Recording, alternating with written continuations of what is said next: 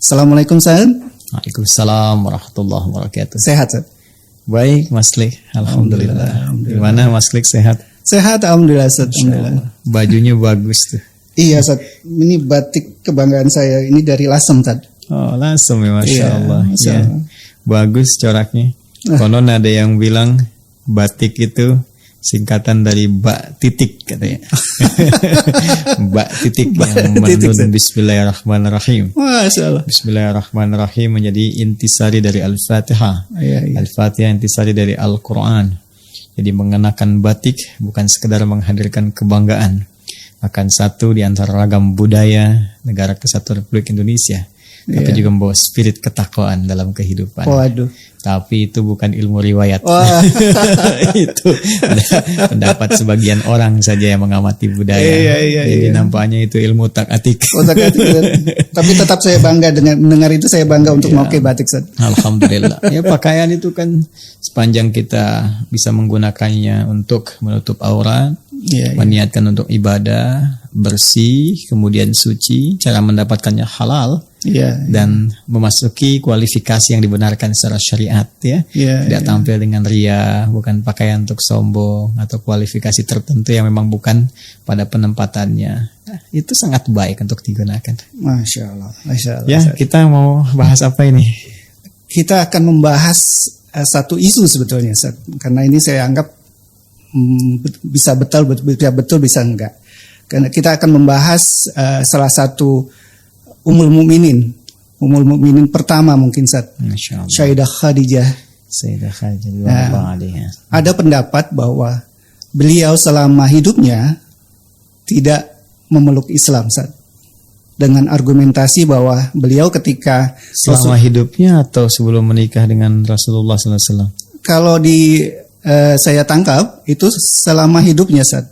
Karena ada pendapat bahwa ketika Rasulullah itu menerima wahyu pertama, beliau mendiskusikannya dengan Waraqah bin Nawfal yang pendeta Ustaz, Ustaz juga mungkin sudah tahu. Dan argumentasi kedua bahwa selama Sayyidah Khadijah hidup, Rasulullah tidak poligami Ustaz. Berarti kan ini sepanjang hidup beliau berarti. Iya. Ini gimana Ustaz pendapat Ustaz? Itu yang berpendapat demikian orang Islam atau bukan? Masya Allah. Setahu saya orang Islam Ustaz. Ya, itu kan mungkin referensinya berbeda. Kita bisa anggap begitu Ustaz. Ya, itu pertanyaan dasar. Makanya tadi saya tegaskan apakah yang dimaksudkan sebelum menikah dengan Rasulullah, kan? Ataukah ya tadi seperti Anda katakan kan yang berpendapat sepanjang hidup. Saya kira ini pernyataan yang tidak ilmiah ya. Tidak ilmiah, artinya tidak didukung oleh bukti-bukti ilmiah, pengetahuan yang memang disepakati, bisa dilacak dari segi sejarah juga, latar belakangnya bisa diketahui, bahkan para sejarawan juga menyampaikan informasi kepada kita. Hanya begini, saya ingin membagi topik perbincangan kita pada dua bagian yang utama. Yang pertama, pola mengajar seperti itu jika disampaikan misalnya oleh seseorang sebagai guru kapasitasnya, ustadz, label apapun yang melekat kepada dirinya, apakah kiai kah, buya kah, atau yang lain kah, nah itu memiliki peran juga untuk mentarbiyah. Tarbiyah itu bukan sekedar mentransfer informasi, ya kalau cuma transfer informasi taklim namanya, tapi juga harus menghadirkan perawatan terhadap informasi yang disampaikan, memastikan kebenaran akan informasi yang disampaikan sehingga diterima dengan baik oleh murid, tidak salah mengambil kesimpulan, ya juga menjelaskan dengan seutuhnya sehingga bisa ditangkap menjadi pengetahuan yang kemudian dengan itu jadi pedoman untuk mengamalkan, bertindak, bersikap, berperilaku. Dasarnya kan begitu ilmu itu. Dari data jadi informasi, jadi pengetahuan, jadi bimbingan untuk berperilaku, jadi pedoman untuk berkehidupan gitu. Nah, jadi guru juga, kenapa di Arab itu juga ada istilah dengan nama murabbi gitu kan? Ada ustadz kan, kemudian juga ada murabbi, karena ada di situ kesan tarbiyah, bukan hanya ada kesan taklim. Makanya di jurusan pendidikan itu kan ada di sekolah-sekolah atau kampus-kampus Islam itu jurusan fakultas tarbiyah wa ta'lim, kan? Nah, tarbiyah itu memberikan kesan pendampingan, bukan hanya transfer informasi. Nah, jadi kalau kita hanya menghadirkan satu bentuk silogisme yang kita sendiri meragukan kesimpulannya, ya kan? Bahkan tidak memberikan satu kepastian dari kesimpulan itu dan menyerahkan kepada anak didik atau objek pengajaran, ya kan? Bahkan kita tidak bertanggung jawab dengan apa yang disimpulkan. Nah, itu dipertanyakan. Betul. Ya, untuk sekedar menjadi pengajar pun dipertanyakan gitu. Ya, sekarang kalau Anda misalnya tadi memberikan satu kesan misalnya, ini Nabi sallallahu alaihi wasallam menikah dengan salah satu seorang perempuan yang sangat mulia, kan? Selama hidupnya beliau tidak berpoligami, berkonsultasi kepada seorang pendeta misalnya. Kemudian yang ada pada masa itu tipikal masyarakatnya umumnya berpoligami, cuma itu yang tidak, gitu kan? Nah, ini kira-kira agamanya apa? Iya, Misal, tapi Anda tidak memberikan dari silogisme ini, dari premis-premis yang ada, tidak memberikan sebuah arah untuk menjelaskan sebuah kesimpulan. Lalu kemudian ada yang menjawab misalnya Kristen misalkan, dijawab demikian. Tapi ini tidak memberikan arah kesimpulan yang benar. Bukan saya yang mengatakan, Anda yang mengatakan. Jadi Anda sendiri ketika menyampaikan premis itu, Anda ragu gitu. Dan berlepas diri dengan jawaban orang lain. Lalu tidak memberikan arah mana kesimpulan yang benarnya. Tidak melacak secara ilmiah sejarahnya seperti apa, beritanya bagaimana, dari mana didapatkan informasi, ketika dicek seperti apa. Nah, ini saya memberikan penilaian bahwa ini adalah pola ajar yang tidak tepat, cara mengajar yang tidak dibenarkan, dan ini bisa menyesatkan. Ya, ini bisa menyesatkan cara berpikir, bisa merusak ya tata kelola logika. Seperti begini misalnya. Saya berikan gambaran. Ini yang paling parah ya. Kalau kita kesankan begini jadi lebih parah dengan skema yang sama. Saya berikan kepada Anda begini misalnya. Ada teroris nih. Ya. Setiap dia akan mengebom misalnya dia mengucapkan Allahu Akbar. Lalu dia punya buku tentang jihad. Ya, celananya cingkrang misalnya, kan? Dia berjenggot. Kira-kira agamanya apa? Iya, pengiringan opini. Jadi baik, jadi Anda ingin mengarahkan kepada sesuatu, lalu mengesankan bahwa teroris itu punya ideologi, punya agama, ya kan? Ini kan sangat berbahaya. Lalu terbawalah di kesan masyarakat bahwa ini teroris tuh agamanya ini dibawa terus diberitakan terus sehingga melekat dalam benak masyarakat bahwa kalau disebutkan teroris so pasti begini, pasti begitu, ya. Ini sama saja kalau kita mau guyon misalnya, ini ada yang suka pisang itu kan monyet, ngupasnya misalnya dengan genap, itu kan? Kalau monyet ngupasnya genap, kalau ganjil anak monyet misalnya, itu kan? Terus kalau misalnya kita tanyakan kalau ada orang, ya kita nggak bilang orang, kalau ada yang suka pisang, misalnya kan, si A suka pisang, cara bukanya ganjil, berarti apa tuh? Kan Anda nggak bisa katakan anak monyet gitu kan? Nah, itu sederhana. Jadi ini yang saya katakan premis yang salah, gitu kan? Dihadirkan, membangun silogisme yang keliru, akhirnya kesimpulannya rusak. Gitu, ini sangat berbahaya. Saya tidak ingin batasi dalam satu materi itu saja yang tadi Anda sampaikan, tapi saya ingin berkata bahwa cara mengajar seperti ini nggak tepat gitu. Anda membuang sebuah kesimpulan, melemparkannya pada audiens, tapi tidak memberikan sebuah jalan untuk menyimpulkan dengan cara yang benar. Dan Anda berlepas diri dari itu. Jadi ketika ada yang mengatakan, oh tadi Ustadz mengatakan agamanya ini, oh enggak, saya nggak mengatakan itu, yang mengatakan Bapak itu. Saya cuma bertanya kepada Anda. Ini artinya kan berlepas diri dari sesuatu, ya. Ya, sama saja kalau saya bawa mungkin dengan bahasa yang lebih tegas lagi, atau bahkan nanti ada nuansa yang di atas tegas gitu kan. Nah, ini kan sama saja dengan ketika setan disoal di hari kiamat. Ini ya Allah yang menyebabkan saya tergelincir begini-begini. Dia berkata kan, oh saya kan tidak pernah paksa Anda. Anda sendiri yang ikut, saya kan cuma memberikan was-was, cuma ngajak, itu pun halus, gak pernah maksa. Ini kan cara berpikir yang salah gitu Pak. Gitu ya? Di Pak Klik harus bisa melihat ini pertama dari sisi cara mengajar. Ini keliru, jelas keliru ya. Yang kedua, kita harus lacak perbandingan secara ilmiah. Jadi ilmiahnya bagaimana? Nah, sudut ilmunya, ilmiah itu kan hal yang terkait dengan pengetahuan. Pengetahuan dasarnya informasi. Berarti kita harus lacak dong informasinya. Dari sumber-sumber yang terpercaya, validitasnya bagus, otentisitasnya bisa dipertanggungjawabkan. Ya, karena itu kalau Anda berbicara Sayyidah Khadijah, nanti juga tadi disebutkan Waraqah bin Naufal dan sebagainya, gitu kan? Nah, kita sekarang bisa melacak dari referensi-referensi yang bisa dipertanggungjawabkan. Pertama kita yang sepakati dulu ya, tentunya Al-Quran. Itu dasar yang paling utama.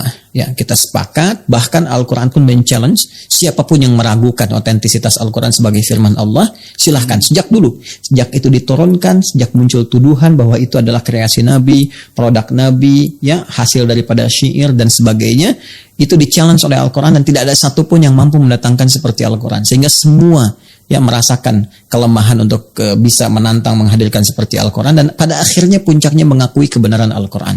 Jadi kalau ada seorang yang sekarang ingin men-challenge Al-Quran, menantang gitu kan, atau membuktikan kebenarannya, sebetulnya agak terlambat, walaupun diperkenankan silakan. Dan akhirnya saya ingin membawa kepada sebuah kesepakatan bahwa sumber pertama kita bisa lacak lewat Al-Quran, satu.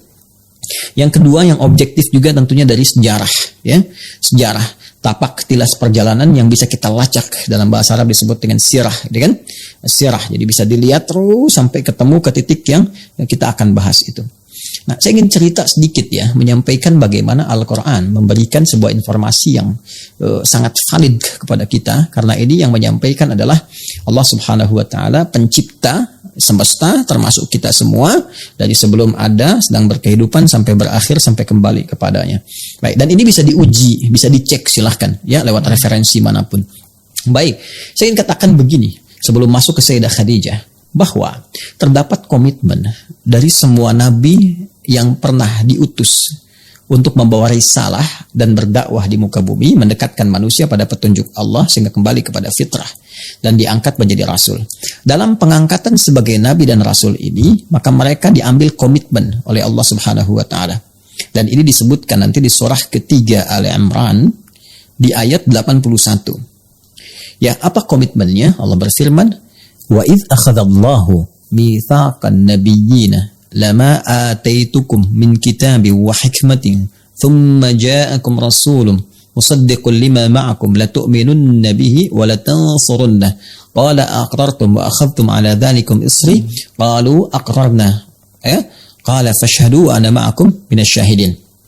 Baik, dan ingatlah ketika Allah Subhanahu wa Ta'ala mengambil komitmen perjanjian ya dengan para nabi yang diangkat, ya, ditetapkan sebagai nabi, sebagai rasul, kemudian untuk membawa risalah dan berdakwah, membawa pesan-pesan Rabbani, ya kan? Mendekatkan umat kepada Allah. Apa perjanjian yang dibangun itu?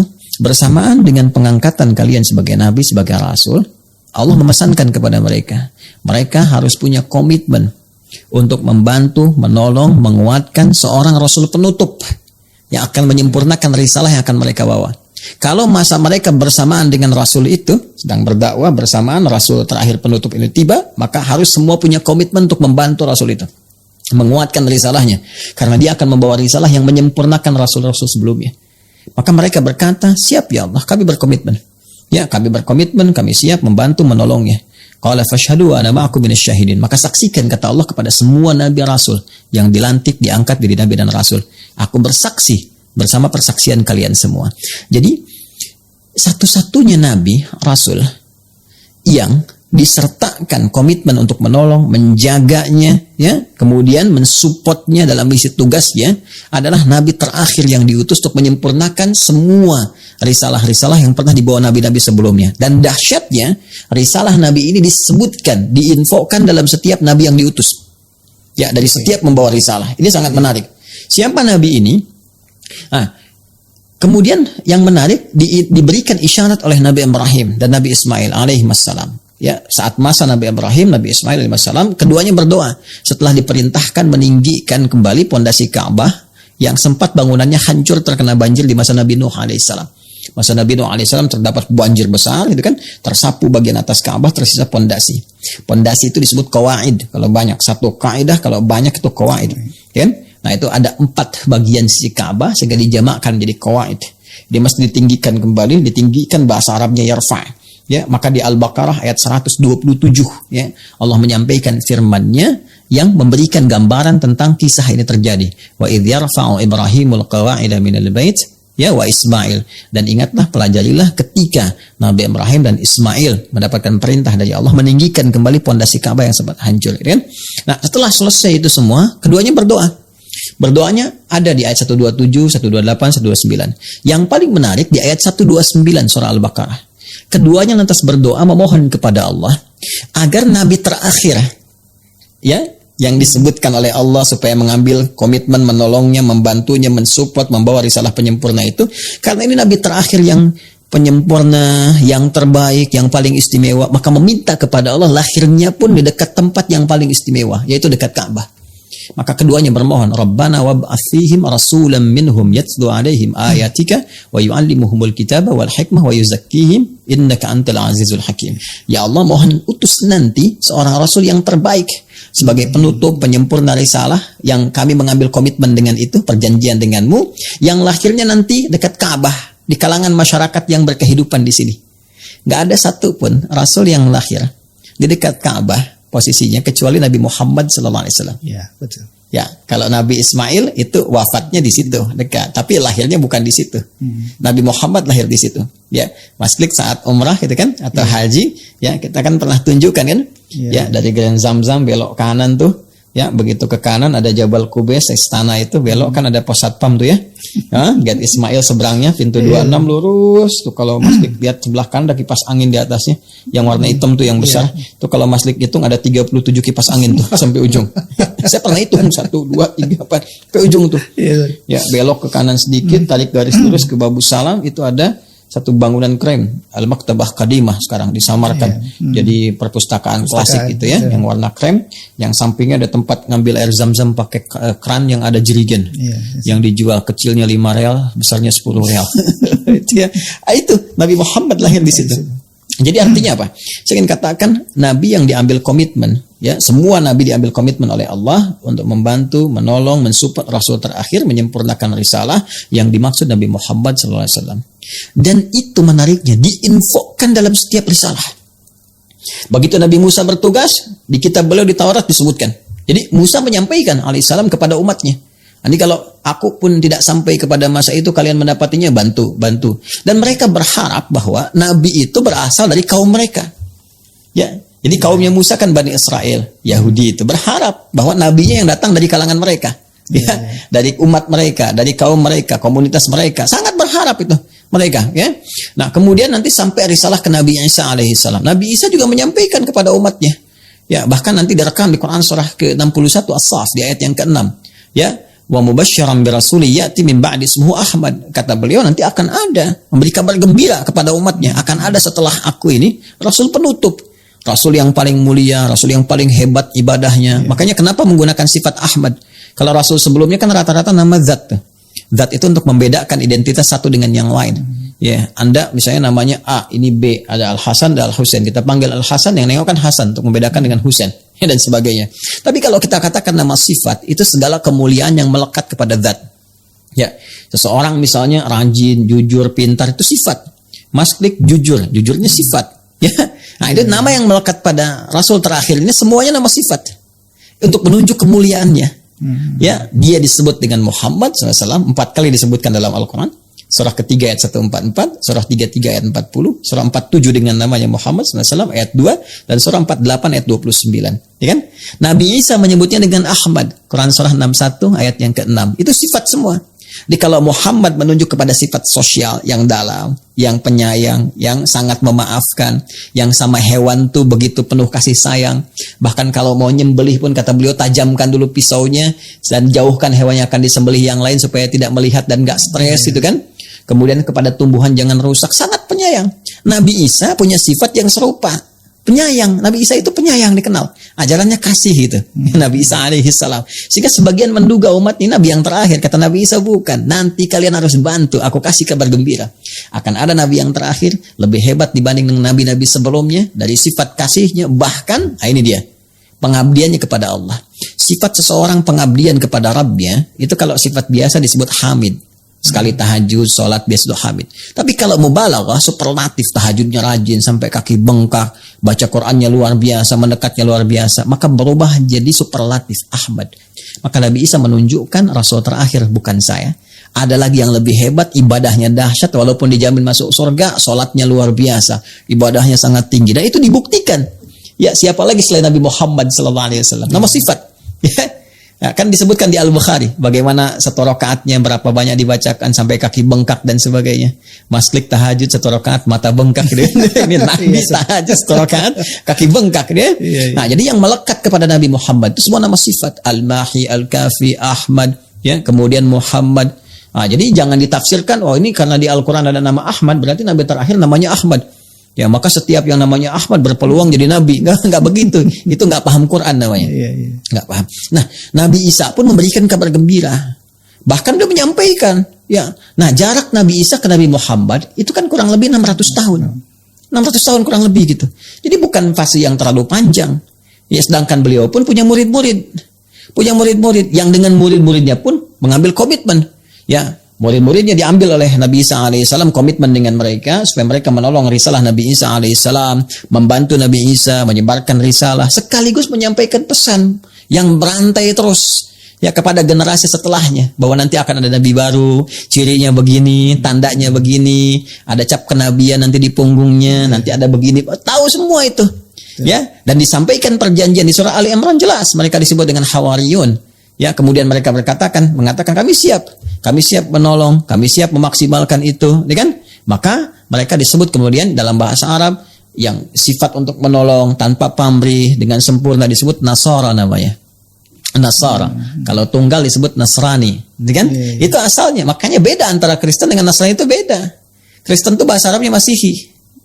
Nasrani berbeda, ya. Makanya nanti ada perbedaan, tapi ini ilmiah, sangat ilmiah. Nanti kita akan bisa lihat. Jadi jangan terjemahkan Nasrani dengan Kristen, beda. Kristen itu bahasa Arabnya Masihi. Ya, awasnya hati-hati ya, hati-hati nih. Nanti harus detail sekali nih. Ya, harus detail sekali nanti. Nah, kita kemudian masuk, ya, maka mereka disebut dengan Nasrani. Nasrani karena menolong risalah Nabi Isa alaihissalam. Nah, maka berada apa risalah Nabi Isa itu? Membawa risalah tauhid. Ya, menuhankan Allah Subhanahu wa taala, mengatakan bahwa saya hamba Allah, bukan surat Maryam. Ya, ayat 31 sampai dengan 33 mengatakan saya hamba Allah, ini Abdullah, kan? Allah memerintahkan saya wa ausani bis shalah waz zakah, gitu kan? Ya, Allah memberkahi saya dimanapun saya berada, ya, wa ja'alni mubarakan aina ma kuntu wa ausani bis shalah waz zakah. Ya, kemudian memerintahkan aku berbakti kepada ibuku dan sebagainya. Terus, ya, menunjukkan hamba. Jadi membawa risalah tauhid, mendekatkan umat kepada Allah Subhanahu wa taala, memberi kabar gembira bahwa akan ada nabi penutup setelah saya, disampaikan oleh beliau kepada murid-muridnya. Maka Hawariyun kemudian bertebaran, Nasrani yang tadi mengatakan bahwa kami akan menolong agama Allah, ya. Nahnu ansarullah. Mereka berkata di surah Al-Imran mengatakan nahnu ansarullah, kami adalah penolong-penolong agama Allah, kami siap membela ya Nabi Isa dan sebagainya. Maka bertebaran mereka membawa berita gembira itu, terwariskan satu dengan yang lainnya. Di sisi lain keturunan Yahudi, di sisi yang lain mereka sudah mengetahui sejak zaman Nabi Musa terwariskan, di Taurat juga disebutkan, sampai bahkan mereka itu sampai ada yang komen begini. Kalau Anda lihat dalam sejarah, ini ada kitab bagus ya, dinisbatkan kepada Syekh Sya'rawi, As-Sirah An-Nabawiyah. Ya. Jadi diantaranya beliau menginformasikan bahwa ada komentar orang Yahudi sendiri di Madinah sampai mengatakan kami itu sudah tahu tanda kenabian berdasarkan riwayat dari orang tua kami yang sampai ke kami. Bahkan kami lebih mengenal tanda-tanda kenabian anak yang akan jadi nabi dibandingkan anak kami sendiri. Dan kalimat itu kemudian ditegaskan dengan turunnya Al-Baqarah ayat 146. Quran surah kedua ayat 146. Alladzina atainahumul kitaba ya'rifunahu kama ya'rifuna abna'ahum wa inna fariqan minhum la yaktumunal haqqa wa hum ya'lamun. Ya. Ya, dan sungguh orang-orang itu, mereka itu orang-orang Yahudi pada masa itu mengetahui tanda kenabian. Bahkan seperti mereka mengenal anak mereka sendiri. Ya, di komen sekitar orang-orang Yahudi pada saat itu mereka mengetahuinya. Bahkan mereka mengatakan kami lebih kenal tanda kenabian bahkan melebihi anak-anak kami. Ya, kalau Anda baca sirah ini panjang sekali tapi pembukanya sangat menarik untuk kita ulas. Ya, maka apa yang terjadi? Maka para ruhban, rahib-rahib, kan? Kemudian pendeta-pendeta yang kita sebut pendeta ya dalam masa itu gitu dari kalangan Nasrani, ini yang disebut dengan agama Hanif. Hanif artinya lurus, tegak lurus mengikuti apa yang dibawa oleh ajaran Nabi Isa alaihissalam. Adapun konsepsi yang lain bergeser, nanti ada yang menuhankan Nabi Isa, kemudian kan ada sekte-sekte tertentunya ya, apa yang disebutnya dengan Kristen, Masihi dan sebagainya. Itu persoalan lain ya. Kita tidak masuk kepada ranah itu kecuali nanti kalau ada sesi lain untuk berargumentasi. Yes. Itu pun harus objektif sehingga kita ada dua sisi atau berbagai sisi yang bisa didialogkan. Ya, tapi saya ingin masuk kepada konsepsi Nasrani yang tadi saya sampaikan, bukan Masihi. Ya, jadi ini menerima risalah dari Nabi Isa, disebarkan terus. Sebagian mereka nanti ada yang menjadi tokoh-tokohnya. Ya, siapa di antara mereka? Ya, di antara mereka nanti ada namanya Bukhaira. Ya, Bukhaira mungkin pernah dengar ya. Yes, Bukhaira itu dia punya tempat satu ibadahnya tertentu di daerah Syria kalau sekarang. Ya, makanya ketika Nabi sedang akan berangkat menemani pamannya Abu Talib untuk berdagang ke wilayah Syam, begitu sampai di situ itu kan masih kecil tuh. Ya, masih kecil. Sampai di situ beliau melihat karena itu menantikan betul. Jadi semua ingin mendapati informasi siapa nih, gitu kan? Yang dimaksudkan Nabi itu. Dan pada saat itu isunya sudah kuat bahwa di tahun-tahun ini nih akan ada gitu Nabi itu terlahir, sudah melihat tanda bintangnya dan sebagainya macam-macam. Mereka sudah mengenal semua fenomena alamnya seperti apa. Jadi begitu datang Nabi Muhammad, kan melihat, loh kok awan ngikutin terus. Kemudian berteduh, pohon-pohon kok kayak tertunduk, hormat dan sebagainya. Lalu melihat, begitu penasaran didatangi. Ini anak siapa katanya kan? Lalu pamannya berkata, ini anak saya. Ya, nggak mungkin katanya, karena anak ini pasti bapaknya itu sudah meninggal saat dalam kandungan. Maka dijelaskan oleh Abu Thalib, betul, bapaknya telah meninggal sejak dia dikandung, ya. Kemudian dia ikut sekarang dengan saya, ya, dan sebagainya diteruskan. Bahkan ibunya pun telah tiada. Oh, maka benar. Maka dicek semuanya. Begitu ditemukan tanda kenabian, ya, khatmun nubuwah di antara dua pundak beliau, disimpulkan, oh ini adalah seorang yang sangat dicari, sangat ditunggu. Jangan kamu berangkat teruskan sampai ke tempat tujuan. Kalau nyampe sana, ditunggu orang Yahudi sudah menunggu, ini pasti akan dieksekusi. Karena mereka berharap ini Nabi terakhir datang dari kalangan mereka. Itu asalnya orang Yahudi itu, ya pada mulanya tidak suka dengan risalah Nabi Muhammad. Karena keinginan mereka itu mendapatkan Nabi dari kalangan itu. Karena merasa bahwa yang tertinggi, yang terhebat dari kalangan ras itu. Ya, tingkat rasialis. Ini sejarah ya, ini fakta gitu. Bisa digali gitu. Walaupun boleh jadi nggak semua orang Yahudi kita hukumi demikian. Ya, tapi ada golongan-golongan yang mewariskan sifat itu sampai membentuk nanti satu sifat rasial yang sangat tinggi. Yang merasa yang paling hebat semuka bumi, merasa nggak boleh ada ras di atas mereka dan sebagainya. Ada golongan seperti itu. Walaupun kita nggak bisa hukumi semuanya akan berada pada kondisi demikian. Saya ingin balik lagi. Jadi mereka mengetahui. Tadi Buhaira atau George juga mengetahui, akhirnya memberikan satu isyarat untuk pulang. Dan itu sebelum diangkat jadi nabi. Diangkat jadi nabi usia berapa tahun? Ya, 40 tahun. Ya, ditahbiskan jadi nabi, dia rasul usia 40 tahun. Artinya kan masanya sangat jauh tuh. Ya. Dari sisa itu. Ada yang menyebutkan riwayat itu 12 tahun ketika berangkat. Kalau 12 tahun saja ambil yang paling jauh berarti kan 28 tahun sebelum diangkat jadi nabi rasul. Jadi kalau kita katakan ada yang menyebut usia 12 tahun dibawa untuk menemani ya paman nabi itu, kemudian berangkat, artinya kan 28 tahun sebelum risalah, sudah kenal semua. Kita belum sampai ke masa Sayyidah Khadijah, belum sampai ke masanya Waraqah bin Naufal. Jadi dari dulu pun orang sudah kenal. Dan kita harus sepakat bahwa ada memang ya pemeluk-pemeluk Nasrani yang agamanya itu membawa risalah tauhid, mempertahankan itu yang disebut dengan Hanif. Ya, Hanif tegak lurus pada risalah yang dibawa oleh sebelumnya. Walaupun yang lain sudah pegang, ada yang Kristen, ada yang Yahudi, ada yang macam-macam, ada yang politeisme, tapi ada yang memegang teguh risalah Nabi Isa yang tadi yang terwariskan dari kalangan Hawariyun tadi. Dan dia menunggu. Ya, begitu datang, nanti kita akan lihat. Ya, siapa lagi di antaranya? Ketika kita teruskan misalnya sampai ke masa Nabi Muhammad SAW menjadi pribadi yang sangat mulia, dewasa, jadi pemuda. Lalu secara singkatnya kemudian diuji ya oleh Sayyidah Khadijah, melihat nih orang baik sekali, bagus sekali, attitude-nya macam-macam, lalu dia tugaskan pelayannya Maisarah ya untuk mencoba membawa barang dagangannya. Itu kan sudah tahu sebetulnya. Ya, dan siapa Sayyidah Khadijah itu? Ternyata ketika kita melacaknya, itu termasuk kalangan Hanif. Ya, artinya Hanif itu memegang teguh ajaran para nabi sebelumnya lewat tadi riwayat yang sampai dari orang per orang yang sampai kepada beliau dan seterusnya. Sehingga dipegang teguh. Dan itu menunggu juga nabi yang datang di masa itu.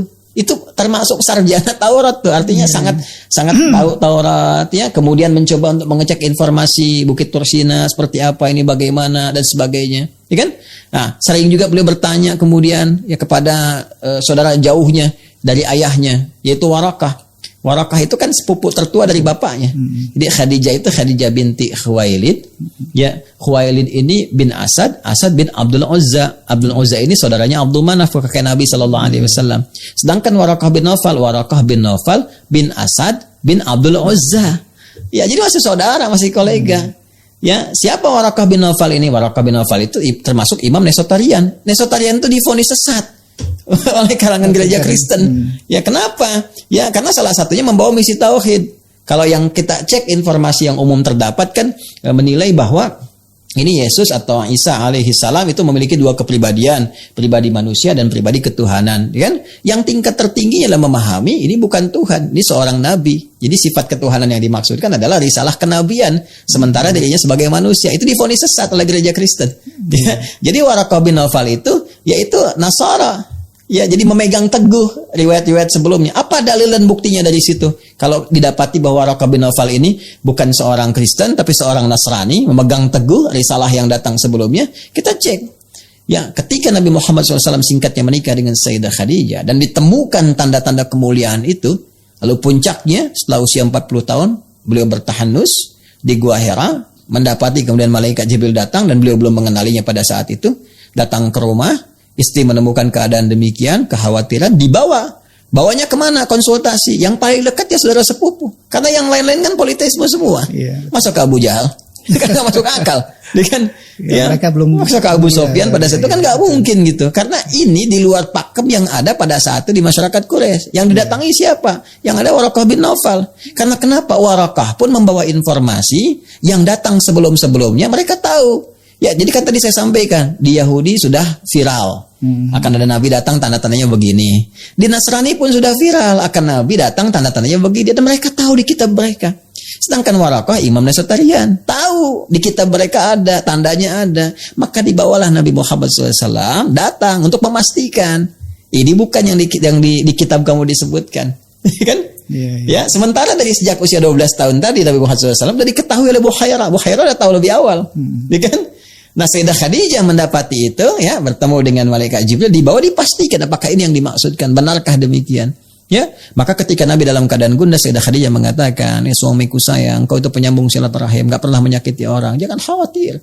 Kalau dalam bahasa kita, aku selalu bersamamu dalam suka dan duka. Ya, mari kita tanyakan ini, ya, kepada saudaranya. Makanya disebutnya kan Ibn Akhi gitu kan, datang ke Nabi Muhammad dikenalkannya, datang kepada Waraqah yang sudah sepuh pada saat itu, disampaikan. Beliau mengalami begini-begini, bercerita. Ya, disampaikan Nabi Muhammad mengatakan saya mengalami begini. Lalu disimpulkan itu namus. Namus itu nama lain dari malaikat Jibril. Dalam riwayat pada saat itu. Itulah namus yang datang kepada Musa. Itu malaikat Jibril. Ya, kamu diinfokan akan datang begini. Dan semua tanda melekat kepada dirimu. Maka disampaikanlah berita yang sampai yang viral. Dari sejak Nabi Musa, bahkan Nabi Ibrahim sebelumnya. Ke Nabi Isa menyampaikan. Terus dicatat sampai ke mereka itu. Disampaikanlah akan tiba saatnya kamu menjadi Nabi, Rasul. Dan tiba saatnya kemudian nanti kamu akan dikeluarkan oleh kaummu. Itu sangat viral. Bisa dilacak di semua kitab. Di saya bawa 2 kitab menunjukkan. Kalau saya mau buka, ya, jadi kita bisa cek di sejarah. Waraqah bin Naufal mengatakan kau akan dikeluarkan oleh kaummu, kau akan diusir. Sampai Nabi Muhammad memverifikasi, apakah benar aku akan diusir? Ya, kata Waraqah bin Naufal itu akan terjadi karena disebutkan riwayatnya. Ya, engkau akan diusir, tapi aku bermohon pada Allah, kalau masa aku diperkenankan dan sampai di masa itu aku akan menolongmu. Karena tadi ada perjanjian sebelumnya, ya kan? Maka di sini sudah gugur statement yang mengatakan bahwa Waraqah bin Naufal itu seorang Kristen, itu pun sudah salah. Beliau Nasrani.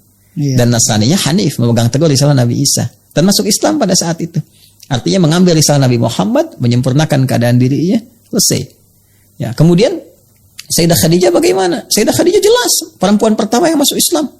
Ya, setelah mendengar semuanya itu yakin beriman pada Rasulullah SAW, membantu dakwahnya, mensupport luar biasa, mendampingi dalam setiap suka dan dukanya, jelas sekali. Ya. Nah, jadi pertama yang memberikan sebuah kesan, walaupun yang bersangkutan tidak mengatakan langsung karena nggak berani, karena yang bersangkutan pun nggak punya informasinya. Ya, ada takut nih, ini kan aneh nih, masa pengajar nggak menjelaskan dengan terang gitu kan? Nah, sekarang kita balik nih, ya, kalau ada seseorang, ya kan cara berpikirnya dibalik. Seseorang mendukung dakwah suaminya, membawa dan menyatakan beriman kepada risalah suaminya, mensupportnya, mendukungnya, mengikutinya dan sebagainya. Kira-kira agamanya apa tuh? Kita kan? Ya, harusnya kan demikian. Harusnya kan sampai pada kesimpulan ketika Waraqahnya itu beriman dan sebagainya dan terus ketika apa tuh kira-kira? Ya kan? Nah, terus gampang sekali dipatahkan itu. Ya, kalau sebagai seorang misalnya Kristen pada saat itu, coba lihat cara menikahnya bagaimana. Pernah nggak terlihat misalnya datang ke gereja pada saat itu? Gerejanya di mana? Sayyidah Khadijah kalau mau disimpulkan ke sana, tapi kan nggak berani nyimpulkan juga yang bersangkutan. Artinya apa? Nggak punya informasi. Seharusnya kalau seperti itu ya jangan terlalu nekat lah gitu. Ya, kan pintar itu anugerah, tapi bodoh itu pilihan. Yang repot kan kalau sudah bodoh nekat gitu jadi masalah. Jadi bisa membingungkan banyak orang gitu. Nah, sekarang kalau begini, karena nggak poligami, apakah langsung harus disimpulkan itu Kristen misalnya? Tidak, kan tidak bisa juga. Jadi itu karena perasaan, rasa cinta perasaan. Boleh jadi di situ juga ada tugas kan yang sudah tercover. Ya, dan kita bisa bicara topik yang lebih spesifik tentang poligami. Ya, Viral karena disangkanya gitu. selalu kan ke Islam. Padahal Iya, Islam itu betul, bukan memperkenalkan. Iya. Ya, Islam itu meluruskan persepsi poligami yang keliru. Lantas memberikan batas. Ya karena di kitab-kitab sebelumnya pun sudah ada. Nabi Sulaiman itu berapa istrinya? Disebutkan di perjanjian lama itu. Berapa? Ya kan? Iya, iya. Kemudian Nabi Daud juga poligami dan sebagainya. Banyak itu yang berpoligami. Ya itu terbawa pada kebiasaan kultur masyarakat sehingga mohon maaf tidak punya batasan. Ya termasuk sampai ke jahiliyah. Seenaknya aja bahkan bisa tukeran istri begini-begini. Islam datang untuk meluruskan, membatasi. Kalaupun terjadi begini harus sifatnya, begini aturannya. Kalau tidak mampu seperti itu bertahan dengan satu istri. Dengan begini caranya, sebagainya begini. Itu salah yang sangat indah. Dibandingkan kamu harus berzina, ya saya tidak akan menggunakan istilah jajan, ini tidak. Kalau bandingkan kamu berzina, mengotori diri sendiri, mencemari keturunan dan sebagainya, diatur oleh Islam. Jadi Islam datang bukan memperkenalkan poligami, tapi Islam datang untuk menerangkan, membatasi dan meluruskan kebiasaan yang keliru dan membawa kepada tata kelola kehidupan rumah tangga yang benar. Itu asalnya. Nah, Nabi mendapati dengan Sayyidah Khadijah itu kesempurnaan rumah tangga itu. Tugas-tugas Nabi kan di fase Mekah itu terbatas. Ya belum muncul salah syariat keumatan yang luas. Itu belum ada tata kelola kehidupan, kebangsaan, kenegaraan, hubungan diplomatik itu belum ada. Di fase Mekah itu risalah tauhid, baru fase awal. Dakwahnya terbatas, kalangan orang tertentu. Yang ada kurang lebih 40 orang dikenal dengan as-sabiqunal awwalun. Tantangan tinggi, dakwah baru dimulai, mana sempat Nabi kepikiran poligami. Sedangkan semua tugas-tugas yang ada itu, Masya Allah, tersempurnakan, tercukupkan dengan sosok Sayyidah Khadijah. Butuh harta sudah ada, disiapkan. Bahkan oleh Allah kan disiapkan sebelumnya dengan keadaan Sayyidah Khadijah. Menikah dengan A, menikah dengan B, harta bertambah. Ternyata kan salah satu hikmahnya support Nabi Muhammad. Ya, rahmahnya sangat dalam. Nabi di luar ada masalah pulang ke rumah jadi tersenyum. Kebahagiaannya tinggi, suka dan duka hadir. Semua sosok dari kebutuhan Nabi itu sempurna dilengkapi oleh Sayyidah Khadijah dengan sosok kemanusiaannya, tersupport. Jadi nggak ada satu kesempatan untuk terfikir untuk poligami untuk yang karena semua tugas rumah tangga itu tercukupi. Baik. Satu itu. Yang kedua, kesibukan Nabi untuk berdakwah di jejak awal sebagai Rasul, fase kerasulan pertama itu, ya tidak memberikan sebuah kesan untuk terfikir ke poligami atau yang lainnya. Ya, jadi jangan cepat kita simpulkan kalau nggak poligami berarti Kristen. Wah, itu kesimpulan dari mana tuh? Ya. Hah? Iya, Sekarang kalau ada bergaul, saya punya kawan nih, saya olahraga punya kawan, tuh kan? Terus kawan saya punya kawan, ada yang Kristen, ada yang Hindu, ada yang Buddha, ya. Kalau dia kemudian datang kepada saya konsultasi kepada seorang ustadz, saya ustadz nih, apakah Anda mau katakan kira-kira agama dia apa? Iya. Karena nggak bisa langsung katakan dia seorang Muslim, tidak kan? Harus kita cek dulu. Ya sama juga dengan ketika seseorang tidak poligami bukan berarti dia Kristen. Ya karena di Islam pun ajaran poligami ada monogami juga ada. Ya kan kalau dia monogami jangan Anda katakan dia Kristen. Di Islam monogami ada ketentuannya. Kalaupun Anda mau poligami ketentuannya begini. Jangan sembarangan berzina, jangan mengkhianati istri. Ini poligami enggak, monogami, tapi pasangan di luar itu banyak sampai 7, 8, 9, 10 dan sebagainya, itu kan sesuatu yang tercela gitu ya. Jadi kalau Anda mau katakan monogami di Islam ada konsepsinya. Monogami seperti ini. Ya, kalaupun Anda misalnya ada satu tugas, ada kebutuhan dan macam-macam, tapi begini syaratnya, aturan ketatnya begini, ini ya begini dan sebagainya. Di Islam datang memberikan aturan-aturan sehingga sempurna tata kelola kehidupan. Jadi silogisme yang dibangun dengan premis-premis ini nggak monogami, ini nggak poligami, kehidupannya itu monogami, terus konsultasinya kepada pendetanya Kristen, tapi nggak dijelaskan nih orang siapa, apakah benar Kristen atau Nasrani, nggak poligaminya karena kenapa dan sebagainya. Langsung dibuat semacam citra umum sehingga memberikan sebuah kesan langsung kesimpulan begini. Ini kan sesuatu yang salah. Silogisme yang keliru, tata cara berpikir yang salah, tidak memberikan kesimpulan dan nggak berani menyimpulkan. Menurut Anda bagaimana? Iya. Nah, jadi saya mau simpulkan bahwa yang pertama tidak tepat mengatakan bahwa Sayyidah Khadijah ya seorang yang bukan Muslim, ya seorang yang bukan Hanif, tidak, karena saya melihat yang bersangkutan pun tidak mengatakan demikian. Ini jangan pernah menyimpulkan beliau ibunda umat Islam, ibunda mukminin, ummul mukminin yang sangat luar biasa, memegang teguh ajaran Hanif, tidak pernah beliau kemudian terlibat dalam penyembahan berhala, tidak pernah ikut-ikutan minum-minuman keras dan sebagainya, ya tidak pernah masuk dalam lingkaran kebudayaan jahiliyah yang sangat kotor, sangat terjaga. Saudara sepupunya juga orang-orang yang sangat baik, termasuk Waraqah bin Naufal, sangat terhormat. Dan ketika mendapati Nabi Muhammad pun itu luar biasa. Diskusinya dengan saudarinya, sahabatnya itu Nafisah, Sayyidah Nafisah sangat luar biasa. Konsultasinya sampai menemukan jalan yang terang, sampai dipinang oleh Rasulullah, sampai berkehidupan, tetap sampai akhir hayatnya sebagai muslimah yang sangat mulia. Dan Nabi memberi kesaksian. Saya mau tanya begini, Anda kalau muslim, berarti kan syahadatnya asyhadu alla ilaha illallah, asyhadu anna Muhammadar Rasulullah kan? Iya, Ustaz. Jelas kan? Berarti Anda harus punya keyakinan kepada Rasulullah. Jelas kan? Iya. Yakin kepada Allah, yakin kepada Rasulullah, mencintai Nabi, beriman kepada risalah. Iman yang keempat kan kepada Rasul. Rasul kita Nabi Muhammad. Sekarang Nabi Muhammad kalau menyampaikan sesuatu kita harus yakini kan? Nabi sendiri yang mengatakan Khadijah itu Masya Allah perempuan beriman yang sangat luar biasa, dijamin surga, ditempatkan di surga dan sudah mendapati tempat yang terbaik di surga. Sebagai keyakinan kita sebagai muslim, orang beriman. Jadi kalau Nabi menyampaikan beliau muslimah, tempatnya di surga, luar biasa, dan Anda mengatakan sebaliknya, berarti dipertanyakan keislaman Anda. Iya. Saya sebenarnya sangat berbahaya. Jelas ya? Iya, merinding saya kalau ditanya begitu. Masya Allah. Masya Allah. Kurang lebih demikian. Allah Ta'ala alam bisawab. Mungkin jadi kuncinya kita harus lebih memahami sirah, belajar sirah lebih dalam supaya kita juga mengenal kemuliaan dari apalagi keluarga Rasulullah SAW. Iya, kita harus banyak membaca, menggali referensi dengan cara yang benar, tentunya objektif. Ya kita bisa buka ya apapun yang ingin kita gali gitu kan. Tapi ya proporsional sajalah gitu kan. Ya jangan kita membawa kepada misi-misi tertentu, keinginan tertentu. Ilmu itu kan sifatnya netral. Rasa kita yang membedakan untuk menerimanya. Kita membawa ke arah mana gitu ya. Nah, jadi di sini penting untuk kita garis bawahi bahwa tadi yang saya sampaikan, saya kalau mau tampilkan ayat banyak sekali. Betul. Di Al-Maidah ada, itu kan di ayat 82-nya, kemudian di Ali Imran juga ada, kita bawa ke yang lainnya. Tapi kejujuran itu kan dasarnya gitu.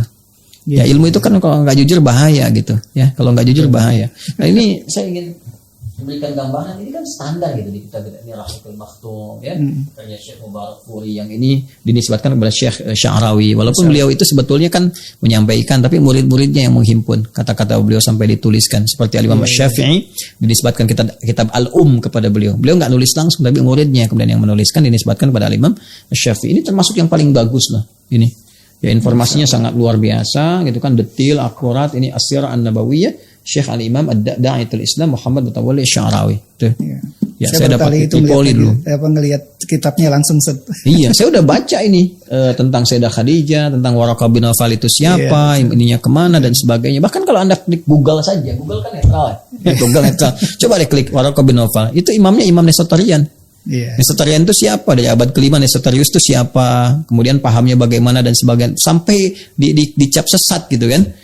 Sama konsili sekian gitu kan disebutkan di dalamnya. Jadi saya ingin kita terbuka, dan Islam tuh indah gitu. Setelah faktanya terbuka pun Islam tidak mengatakan wajib masuk Islam, tidak. Ya, Islam mengatakan la ikraha fid din, tidak ada paksaan untuk memeluk Islam. Lakum dinukum waliyadin, apa yang Anda yakini silahkan, yang kami yakini kita saling menghormati, masing-masing membawa konsekuensi ketika berpulang kepada Rabbnya. Sangat objektif kan? Iya, betul. Nah, jadi saya kira demikianlah. Jadi pesan saya yang ingin saya sampaikan yang pertama pada para pengajar juga, jujurlah gitu. Jujur, kemudian berhati-hati menyampaikan statement. Ada kalanya masalah-masalah yang memang seharusnya dibahas hanya cukup di lingkungan para cendekiawan atau ustadz atau tokoh-tokoh yang awam, itu mungkin nggak sampai untuk membahas itu nggak usah dibuka ke awam. Kalau mau dibuka ke awam pun yang jujur, yang terbuka. Kayak yang seperti masalah ini sebetulnya telat sih dibahas sekarang itu. Udah dari lama. Ya 6 tahun yang lalu saya perhatikan juga ada yang menyoal ya, kemudian sebelumnya juga ada yang menampilkan ya wacana-wacana demikian. Sebetulnya kalau ada yang sekarang menyampaikan hal yang seperti tadi, tapi nggak punya keberanian untuk menyampaikan, itu terlambat sebetulnya. Terlambat beberapa tahun ke belakang sudah didahului. Dan itu sudah tuntas. Jadi apa yang Anda sampaikan Mas, sebetulnya sudah dijawab lama. Sudah tuntas masalah ini. Jadi kalau ada yang buka lagi sekarang, telat. Nah mudah-mudahan acara ini pun nggak telat itu. Saya kira itu Mas Klik ya. Allahu a'lam bishawab. Jadi pesan saya kepada setiap ustadz ya, kita ataupun pengajar atau siapapun, jujur dengan informasi itu, objektif, ya kan? Kemudian juga mesti menyampaikan secara terang informasi yang ada. Lalu relativisme itu dikurangin lah. Kalau ada kebenaran mutlak itu disampaikan, jangan semua serba relatif. Jadi kalau ada yang ngajar relatif itu udah nggak usah diikutin, tinggalin aja majelisnya. Karena apa yang dia sampaikan itu relatif juga. Ya, jadi kita bisa katakan ustadz relatif nih. Ya, jadi saya kira itu masyarakat makin cerdas. Semoga iman kita dikuatkan dan bersyukurnya kepada Allah. ya sisi lain selalu ada hikmah. Jadi dengan ada yang seperti ini, Betul. alhamdulillah kita bisa belajar lebih jauh, bisa mengenal, bisa mendalami dan menguatkan keimanan kita pada Allah Subhanahu wa taala. Masya Allah. Terima kasih Ustaz bincang-bincang